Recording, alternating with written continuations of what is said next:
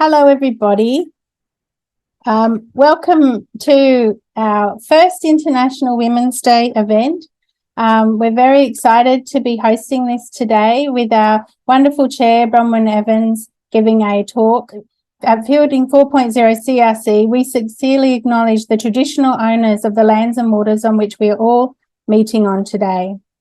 And I'm so grateful for all of our elders, past, present, and emerging. I hope that we can all learn to connect more deeply to the wisdoms they have to teach us. I'm Sarah Breen Lovett, the Engagement and Education Leader of Building 4.0 CRC. And at the CRC, I'd like to point out that we endeavour to bring more gender balance to everything we do with our board, staffing, program leads, theme coordinators, researchers, PhD students, social media and events. As a quick side plug for our upcoming showcase on March 22nd at Melbourne Connect. If you'd like to learn more about us, please come along. Everybody's welcome. At the CRC, we also welcome research projects that look at the ways that industrialised construction and digitisation can enable a more equal workforce. It's very much on top of our minds to address the inequalities of our industry. And there's nobody better to help us get there than our illustrious chair, Dr. Bronwyn Evans. I first met Bronwyn when we launched Building 4.0 CRC bid at the Lend-Lease headquarters in Barangaroo. Since that time, here she is amongst the sea of people. Since that time, I found every talk by Bronwyn to be insightful and poignant, really striking a chord with me and inspiring me firstly as a leader and as a woman in this industry. And it's for this reason I invited Bronwyn to speak to us today. You no doubt have noticed Bronwyn's amazing career. It's why you're here. She was one of the first women to graduate as an electrical engineer at her university, the first female CEO of Engineers Australia and Standards Australia, and is currently a non-executive board member of many organisations. She's a chartered engineer and honorary fellow of Engineers Australia. And in 2021, Bronwyn was appointed a member of the Order of Australia, and last year she was named Woman of the Year for the Women in Industry Awards, and she's also been recognised as the top 100 most influential engineers in Australia, as well as a woman of influence. So it's my great pleasure to introduce you to Dr. Bronwyn Evans, and I shall hand over to Bronwyn now. Thank you very much, Sarah, for such a generous welcome. And I also remember the beginning of our CRC just 3 years ago. What a thrill to think that we're now here and we've made such progress. Welcome everyone to our International Women's Day today. Thank you for joining us, and I've looked through the people who are here, and we've got participants from across Australia and across our partner organisations and from our CRC team. Thank you so much for joining us. And as I was reflecting on International Women's Day, I'd like to especially acknowledge the women leaders of the Aboriginal and Torres Strait Islander peoples who hold the traditions, practices and cultures of their people and are able to make sure that they continue. I'm joining from Tokyo today, and I'm delighted that it's because of innovation and technology that allows us to have this conversation. And just a quick tip, Tokyo is beautiful at this time of the year. Early cherry blossoms are making their themselves being seen in just a couple of parks. The Tokyo Marathon ran past my hotel on Sunday, and the coffee's fantastic. Look, in our conversation today, I'm going to explore 4 areas: the theme for International Women's Day and the opportunity for gender equality, my personal career journey, and some reflections on the ingredients for career success. Then there'll be some time for your reflections. As Sarah said, we're going to be using Mentimeter, and we'll come to that more. And finally, we'll open up for questions. If we stay on this slide and really think about the theme for International Women's Day, and one, there's a lovely play on the word digital. It's DigitALL, innovation and technology for gender equality. It's because innovation and technology is such an important issue for all areas of society, and as Sarah said, especially for the building sector. And that was one of the primary motivating factors for establishing the Building 4.0 CRC, that opportunity to be more innovative, to be more accessing more technology. So this year's theme is particularly relevant for us at the CRC, and that emphasis on the need to innovate, the need to use technology to create a more productive and effective sector. And in this year, we also need to ask, how are we going to make sure that innovation and technology are available for everyone so that women are more strongly represented in STEM, in engineering, in construction? And I was reflecting that although the UN formalised the celebration of International Women's Day in 1975, the momentum started to stall in the 90s because there was a general sense that we had this gender equality thing pretty much sorted at a global level. But the data really does show a different story. STEM, engineering and construction, we can see that there is still a lot of work to do. Or as I put it, we have both a challenge and an opportunity. And some of those past International Women's Day themes focused on just some of what we still do need to focus on. In 2006, women in decision making. In 2019, think equal, build smart, innovation for the future. Gee, you couldn't think of a more apt expression of our own Building 4.0 CRC. And just last year, gender equality today for a sustainable tomorrow. Again, a really important theme for the CRC. And now, DigitALL, innovation and technology for gender equality. And I think this quote from Elizabeth Broderick, who some of you may know was the founder of the Champions of Change, her comment that women aren't starting from a level playing field. And unless we intentionally put gender at the centre of our actions, we will sleepwalk into a future where existing inequalities are either replicated or worse, exacerbated.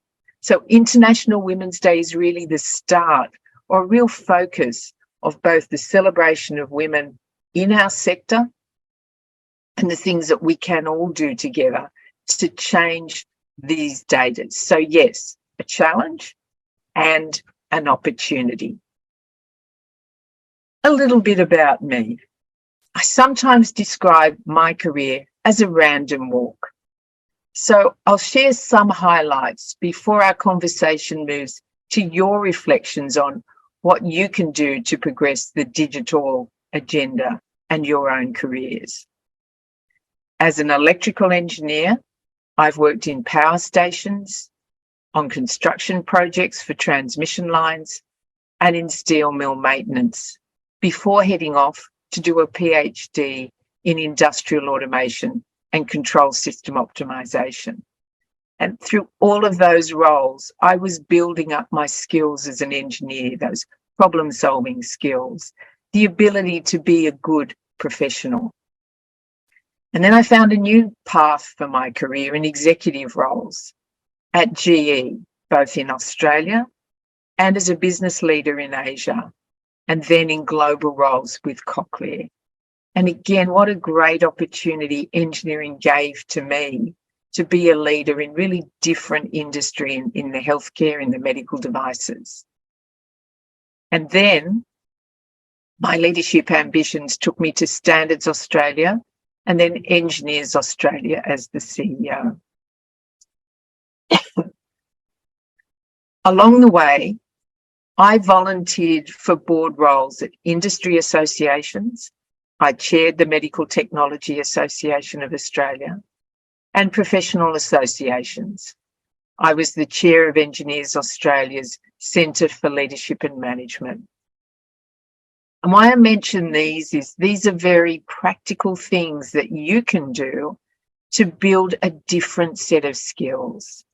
And it also helps you be a better executive when you understand what a board wants, and then you're on the other side of the table as the CEO. And this ultimately set me up for board roles in broadly engineering and technology companies. So at the moment, I have the absolute privilege of chairing the Building 4.0 CRC, a really outstanding opportunity to be part of innovation in the building sector using technology and partnerships for a different way of working. GME, an Australian company making RF radios, emergency location beacons, and CB radio antennas. EVR, a listed medical device company making an implantable cardiac rhythm device. And if anyone caught the Channel 9 news story recently about a 70-year-old man with one of these devices, they really did save his life.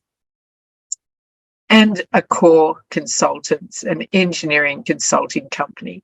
In summary, I would say engineering is fascinating. One of the things we say about engineering is it allows you to travel the world. And here's just a few highlights of the many countries I've visited and worked in.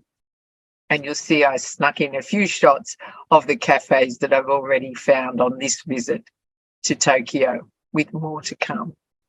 I've been to India, I've been to Malaysia and China and South Korea and Japan many times, Taiwan, America, lots of countries in Europe. There's a few countries I've missed out on, but I really have had the most amazing career and the opportunities because of, in my case, being an engineer and being part of that broader engineering community. So just a few snaps, happy snaps for the most part, from my career over time. I'm often asked a question, what makes a successful career? And I talk about the 3 Ps, nice and easy to remember: performance, presence, and profile. And if I'm realistic, there is a 4th P, and that's persistence. So let me take you through each of those 3 Ps. When I talk about performance, that's absolutely necessary, but it's definitely not sufficient. And as young professionals, we often lament, I'm just doing a great job. Why don't people notice? Why don't I get those opportunities for the big roles? And good performance is what professionals do. And the sorts of things you need to make sure that you're continuing to do is always learning, always asking questions, always being curious. And I'll give you an example where one of my young staff at Engineers Australia asked such a wonderfully simple question, but it got us all thinking differently. And the question was, why do we do budgets? And my first thought was because we always have, but it really made us think more deliberately about why do we do budgets? What's the purpose of a budget? And we had a much better outcome. So always remember your question could get the whole organisation thinking differently. So it's not good enough to be, it's not enough to be good at your role, but of course you need to be. The next 2 are as important and usually take quite a different focus. Presence, or professional presence, is my shorthand for how you present, how you contribute to meetings, how you deliver on the commitments that you made to your company, to your colleagues, and to your projects, how you ask questions, and how you disagree. Learning to disagree well is such an important skill. And then how you present physically, how you sit up, whether you sit yourself at the table at a meeting or in the back row. So think about your presence as a professional. What is the aura, if you like, that you want to present in your professional life? And the third P is building a profile. This can be within your organisation, within your industry, or within your profession. I heard a very eminent director speak many years ago, Carolyn Hewson, about the thought that if you are just good enough, you will become, for an example, as a director. But people need to know that you are there. So what are some of the things that you can do? Volunteer to speak at a conference or an industry event, or set up a workshop in your own company. Join your professional association, and I'll make a plug for Engineers Australia, and write an article for their newsletter or for the website. Find a mentor and get access to another network. So look at what are the things you can do to build your profile. And that fourth P, being persistent, that's because it's rare for this to all come together very quickly. So there are 3 critical Ps, and that fourth one is what will allow you to put it all together. So these are just a couple of reflections that we want to capture for your career ambitions. And we're going to create some word pictures. And I think, Sarah, you're going to help us understand exactly how we do this. So if everyone could grab their phone and go to menti.com and put in the code that you can see there, you should see our questions start to come up. So the first question is, what are your ambitions for your career in the next 5 years? And it could be one ambition or multiple ambitions, a single word or a sentence. Feel free to type in what you like, and it'd be great to capture or to see what people are imagining for their career for themselves.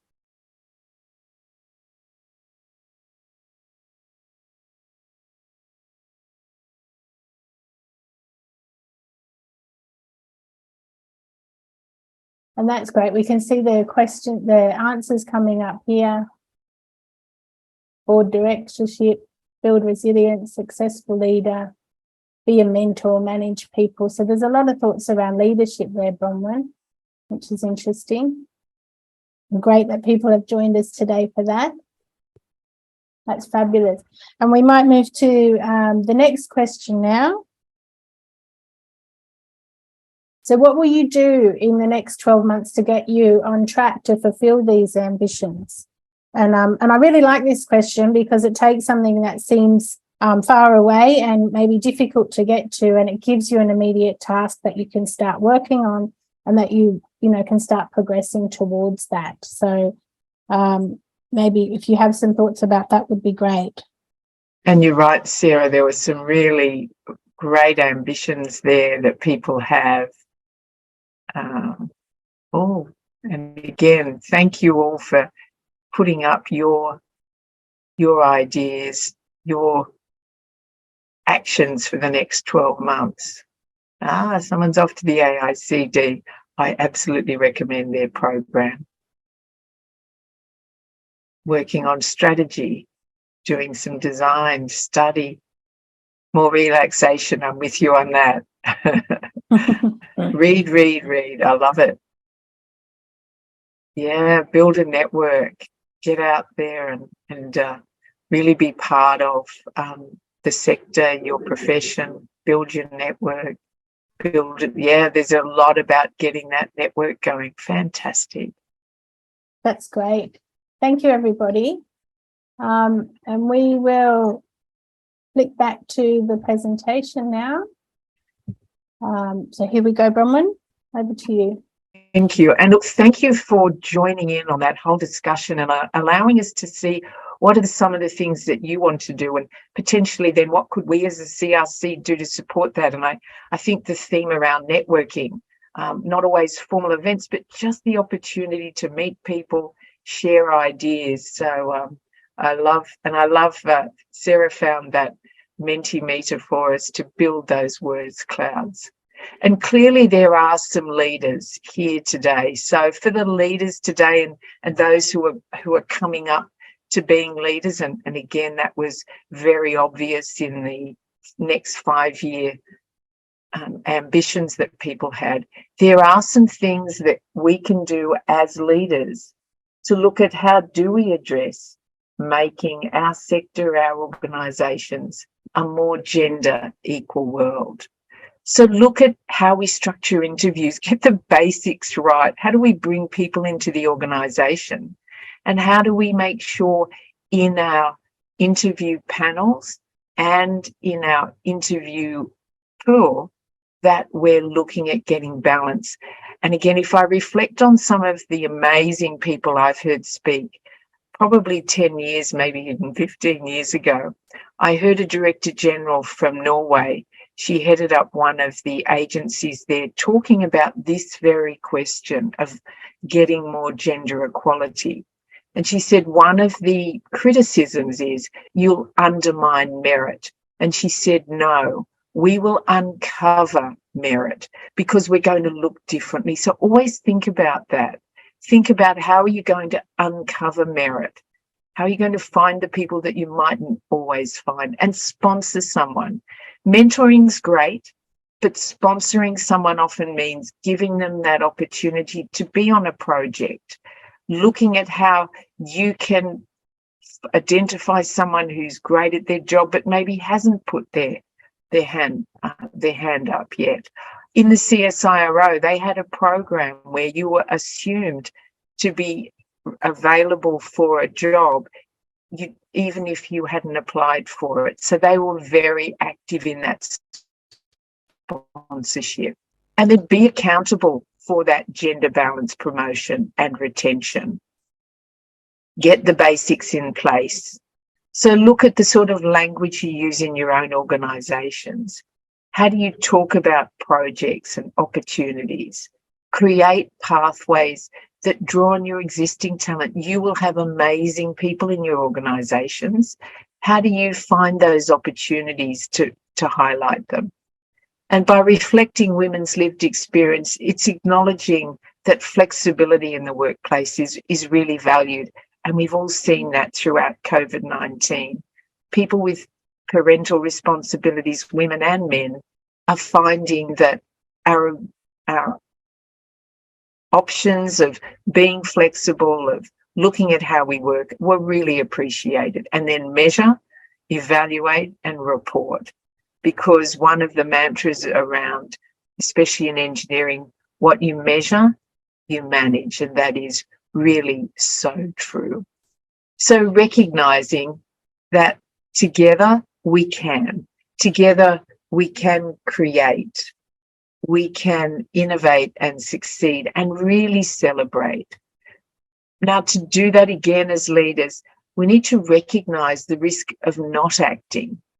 And then we need to design our organizational culture to allow people to ask questions and be not just respected for asking the question, but really appreciate those questions that come through and make you think.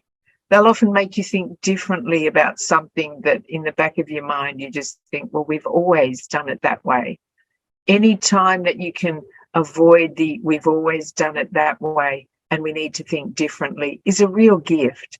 So look for the people in your organisation who are giving you those gifts as you design your organisational culture. That's a great point. We've got a few things popping up in the question here. From Frontier SI, what advice would you have for STEM graduates seeking to build a successful, world-changing, socially responsible STEM career? Wow. Well, look, I think one of the things about STEM in particular is that it impacts so many parts of the world. And society and the community. When you look at what are the big issues that we have to tackle today, being in a STEM career is absolutely the right place to be. So if you want to change the world, change your part of the world, you couldn't be in a better career. Then I think look at aligning yourself with an organisation or even your professional association and look at what projects you can get involved with. So one of the ways that you'll get energy is to work for or join outside of work organisations that really align with your values. So think about what's important to you. And when you think about that, then that ability to have an impact. So for me, I've worked in medical device companies for a bit over the last 20 years. And to see the transformative impact of implantable medical devices, there's nothing quite like it. And you think, I was part of that. And all of the people around me on different projects, whether it's a software project or designing a microphone or looking at how you inject silicon into implantable devices, every step along the way is ultimately changing someone's life. So look at where you want to be, what sort of industry is important to you, and then look at how can you get involved. So great question, and I commend you for being in a STEM career. Thank you so much, Bronwyn. And we have another one here from Chris Landorf, our very new research milestone manager. And we've got more questions popping up. There we go. Thanks, Bronwyn. The Liberal and Labor parties' different approaches to gender balance have been in the spotlight recently. Do you think the jury is still out on what works and what doesn't? I think one of the things that I've noticed that has absolutely worked in terms of having more women in the current government with the Labor Party is they were persistent. They started 20 years ago, or if not longer, and said, this is our ambition. We're going to have more women in leadership and we're going to measure. And it gets back to, especially as engineers, what we measure, we'll manage. And I think that's one of the big differences I've observed about how the two parties at the national level, from an outsider's point of view, I mean, my view is very much from the media.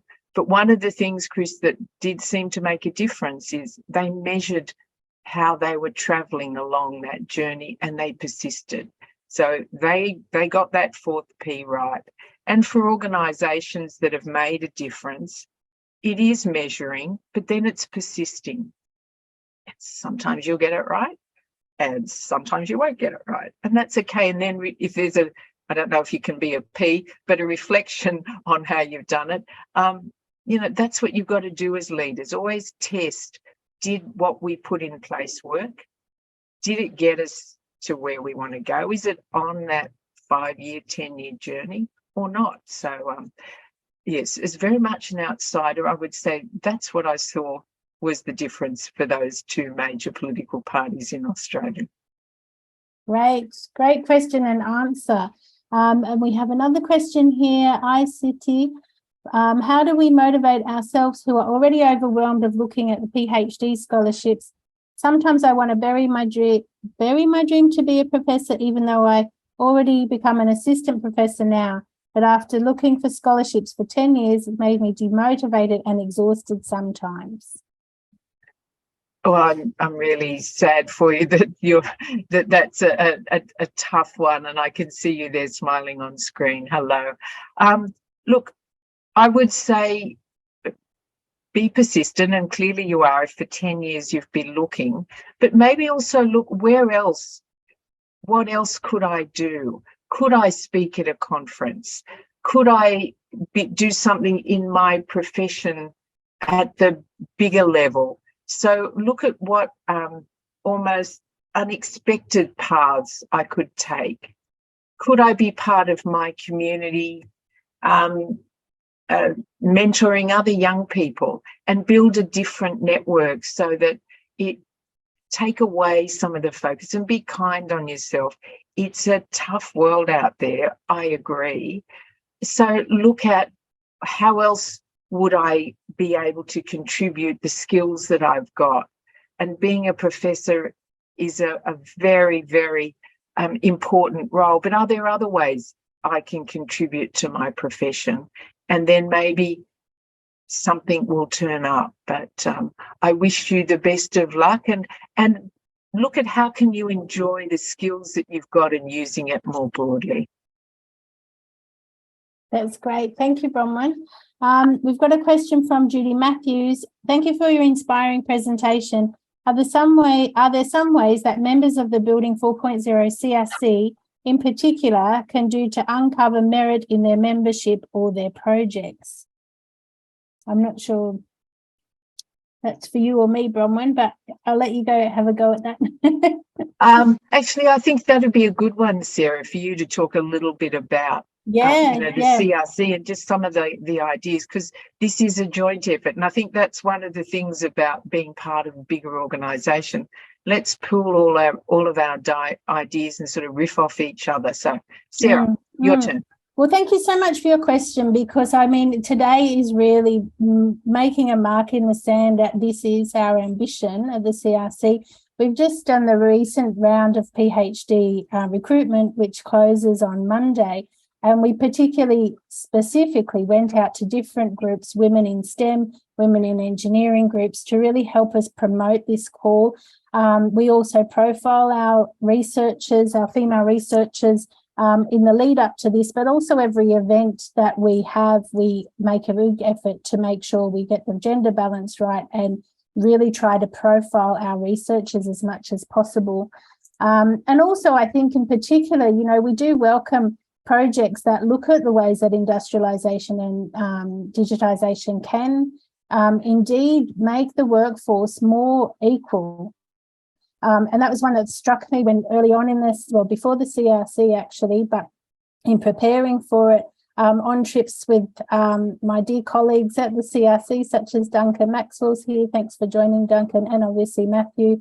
When we went to Sweden and we were in those factories and we could just see the gender balance was amazing. Like, it wasn't like walking onto a construction site here. It was more than 50% female because of the different abilities that people have, also making it more equal for people of different ages and abilities as well as females. So that's a particular interest. So if you have projects around this area, please reach out to us and let us know. We'd be really interested to hear. I'm not sure if that answers your question, but we would just like to put it out there loud and clear that we're very open to promote any of our researchers at any time, and please reach out to me to do so.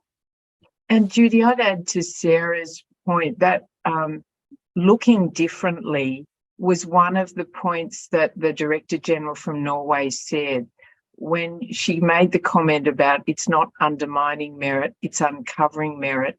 We need to look at what pathways do we normally take to advertise roles? Where do we need to go where we will find women? And Sarah, I liked your example, women in STEM. And other boards I've been on have used groups like Women on Boards, WOB. So just don't always use necessarily the standard pathways to advertising.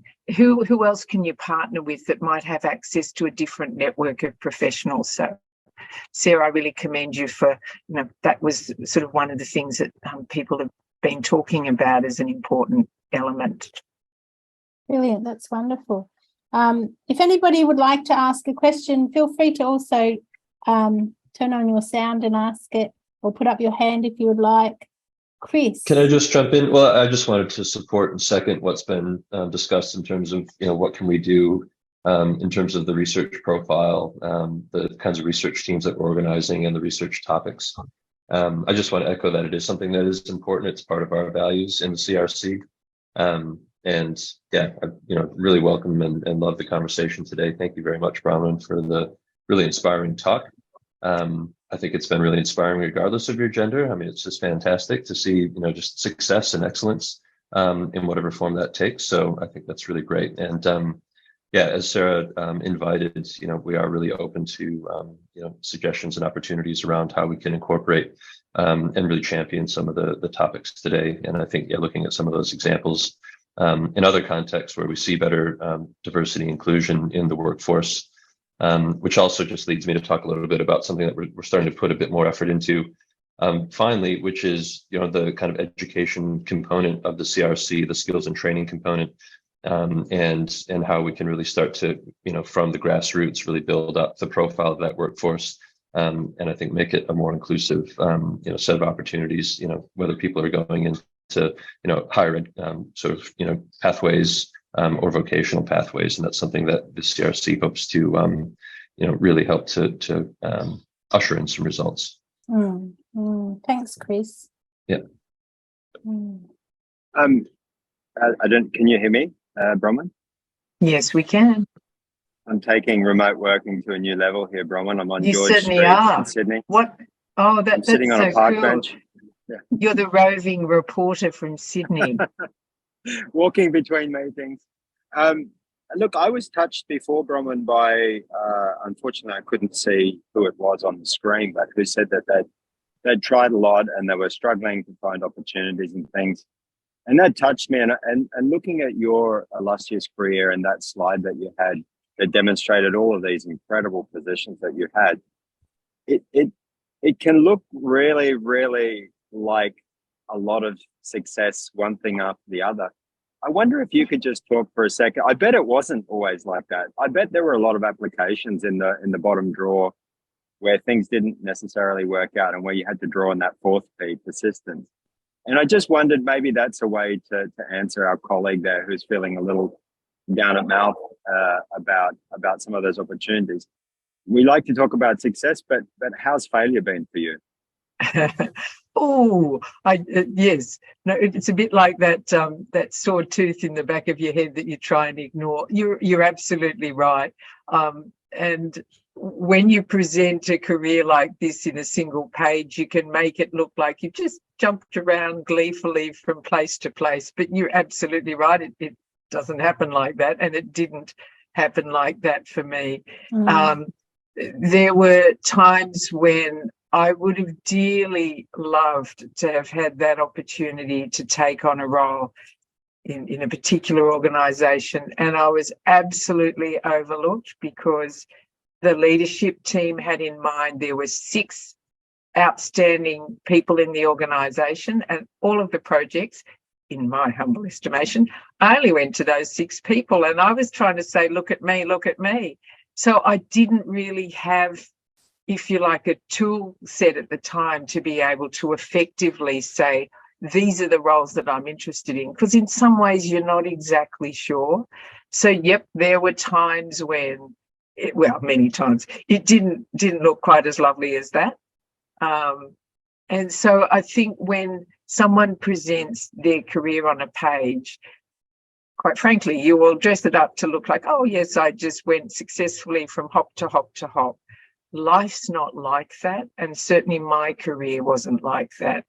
It was very early in my career as a young engineer at a power station, and for the most part, I was just one of the engineers. But a senior engineer was having an event, and he invited all the engineers except me.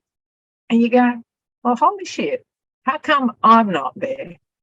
And part of it was at the time, and it was 40 years ago, you didn't do that. I mean, I was sort of considered an engineer on the site, but not really. So again, as Matthew pointed out, sometimes you've got to be persistent. Sometimes you convince yourself, I didn't really want to go to that anyway. And you build up some skills and some ways to get through it. But a really key point in all of that is having someone you can talk to, having someone you can express those frustrations that can pick you back up off the floor so that you do keep going and you don't give up. But thank you, Matthew, and I'm quite happy to talk about other times when it didn't go so well. But you're absolutely right. Interesting, I've had other senior engineers talk about their leadership profile, and on the surface it can look really lovely, and underneath they've gone ups and downs, and in some ways that random walk's not a bad way of thinking about your career. So when you look outside and everyone else seems to be having a very successful single line path in their journey, they're probably not, including me. Thank you, Matthew. Mhm. We'll talk about that one later. Thank you. Thanks so much. They're great points, really, because I think it's that circular journey, or I kind of like to think of it as a kind of a corkscrew journey. You kind of feel like you're always going a little bit forward, but sometimes it feels like you're going backwards, and to feel you're generally getting there. I myself have a folder of rejections from different applications, and it's bigger than the acceptances. And I think it's good to see the learning possibilities that are in those rejections as well, as hard as it is, But we have another question here from, I think it's for Chris. From Actually, Judy. Priya's got her hand up. Oh, sorry, too. Priya. There you are.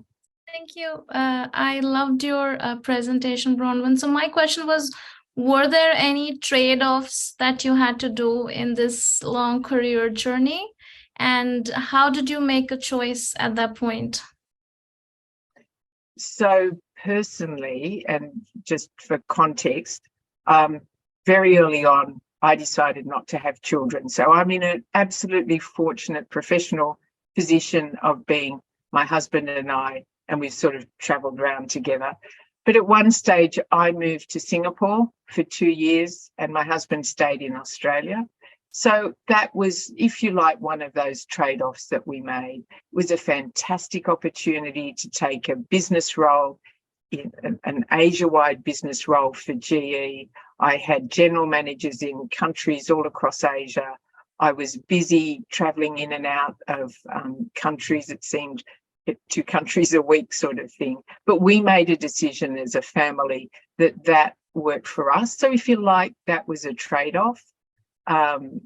Then there's been other times when I've maybe not taken on a trip or something because of family circumstances. But for the most part, I'll admit I've been in a very fortunate position. But I know other women and other people with family responsibilities, they do make trade-offs. But as a quick aside, when I was living in Singapore and I went to a GE conference of other women leaders, quite a few of them had similar arrangements to me, where as families, they were living in different countries for a time because it worked for them and their circumstances, and they had career opportunities. So that was just, you do have to balance, again, a bit to Matthew's earlier question. Nothing is quite as clean as you make it look on paper. Life's a bit messier than that. Thank you so much. Thank you, Priya. We have a question from Judy. Judy, would you like, I just have a bit of difficulty understanding. Is that for Chris, that question? So I guess I was thinking about what Chris was suggesting in relation to the education and skills component that's so important in building 4.0 CRC. And really, I guess wondering, are there some particular areas of education, skills and training that are needed in the more modern methods of construction, which is more manufacturing based off site? And wondering if there's even, do we need to look at some almost less traditional ways of education and training? So it's a bit tangential. So I'm happy if Chris just answer in the chat, as this can take up time. Well, look, I'll just very briefly say, because I think it is a little tangential to the conversation, but it's also been very timely, because we've just been having conversations this week and last week, or the week before last, when we were down in Melbourne meeting with our industry skills and training partner, Holmes Glen Institute. So just one quick example is getting an accredited Modern Methods of Construction certificate, diploma, or degree program in and of itself is a challenge, and just, the peak bodies and whatnot that regulate that and so on. So we are doing some work around the regulatory frameworks and educational pathways, but yeah, that in and of itself is probably an entire conversation. Yeah. But yeah, be more than happy to chat to you about it offline, Judy. Okay, thanks. I'll follow up. Thank you. Thank you. Brendan has some ideas. Just on that, Judy, though, when you think that this year's International Women's Day is digital innovation and technology for gender equality, as our sector evolves and becomes more technology driven, it takes away the need for pure brute strength to be successful. So I think the sorts of program that Chris is talking about will be part of how do we attract more women to our sector. And, you know, if you look at the sorts of skills, and probably if anyone's got teenage grandkids or kids or nieces and nephews, they'll already have those. But making sure you're social media savvy, making sure that there's more people being interested in software engineering, that we understand cybersecurity. I mean, you look at some of the major cybersecurity breaches just last year. Every organisation should be asking, why do we hold that data? Do we need to? So building skills right across the board for people to be digitally savvy, and then look at asking questions of your IT people. You don't need to know it, but you need to be asking, what is our network security? What is our defensive security strategy? What's our offensive security strategy? How are we? So just knowing how to ask some questions so that you can be part of this DigitALL. I think it's an exciting time. And it's funny, you just walk around anywhere and everyone from 3 up seems to be buried in digital. True. And they're doing it so seamlessly. Yeah. Thank you. So got to make sure everyone's got those skills. Thank you. And I think we have a question from Brendan Pope from our partners at Fleetwood. Thanks, Sarah. Look, it was actually just a continuation of that question from Judy and the comments from Chris. I guess it's just an observation from me, and you probably already made some of that observation already, Bronwyn, in your response just then. I guess there is opportunity, gender equality opportunity in the organisation in offsite manufacturing already in some of our design and white collar profession, but to move into an end product, which at the end of the day we do need to physically produce something. You are perfectly right there, Bronwyn. You know, there's a bit of brute force required in the current state of the industry, and as the industry transitions to more automation, etc., it does open greater doors for opportunity for equity in that particular workforce. And I guess that's part of the promise of, you know, MMC. So I guess it's just an observation rather than a question.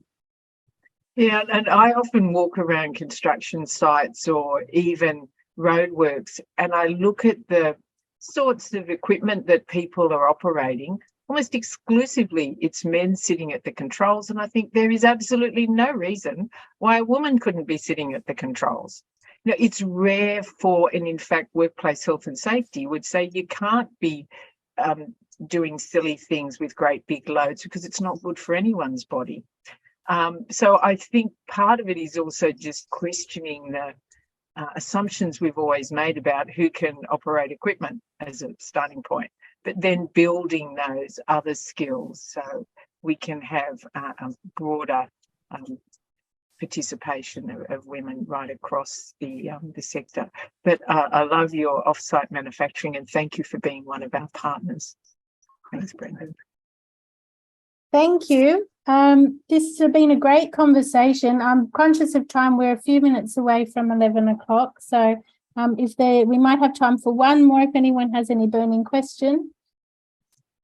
Please raise your hand. Otherwise, I'll go into thank you all. Thank you, Bronwyn, so much for joining us. It really has meant so much to the whole team, and we're just so grateful for the talk today. Thank you so much to the staff at the CRC and the executive, especially Claire, Sam and Verity for setting this up. And also thank you so much to Priya for all your support on social media. It's been great getting the profiling of our researchers, of which Priya is also a wonderful researcher of the CRC. So thank you so much to everybody. And please do come along to our showcase, March 22nd, Melbourne Connect. Come and introduce yourselves to us, please. It'd be great to meet you if we haven't met you in person. Thank you. And thank you, Sarah, for the idea for this event today, and everyone for joining. I'm off for coffee around the corner in Tokyo. So bye for now, and hope to see you in person soon. It was wonderful. Thank you. Thank you. Bye.